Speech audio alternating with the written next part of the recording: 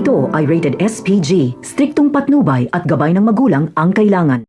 Nalagay sa alanganin si Santino dahil sa salpukan ng Red Phoenix laban sa mga Montenegro. Ang masama ay masusukol pa siya ni David.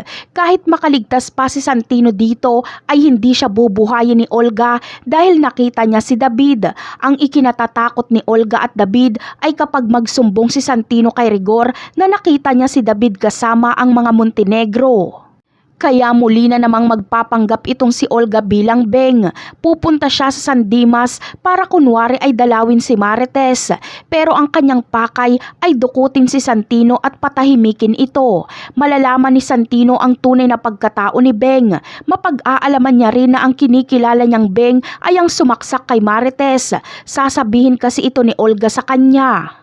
Sa ibang eksena naman ay ang pagsisiwalat ni Lena sa relasyon nila ni Rigor at ang pagtatangka niya sa buhay ni Marites ay konektado. Ang tunay na layunin ni Lena ay makulong si Rigor at magpakulong din siya para magkasama sila sa loob. Kaya papatayin niya sana si Marites para makulong siya pero siya ang mamalasin dahil mahuhulog siya sa hagdan. Ito ang literal na karma ni Lena sa pagpapanggap niya dati na tinulak siya sa hagdan ni Tanggol dahil ngayon ay hagdan din ang tatapos sa kanyang buhay.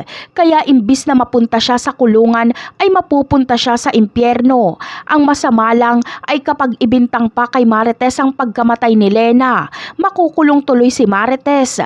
Kaya abangan na lang natin yan. Bye!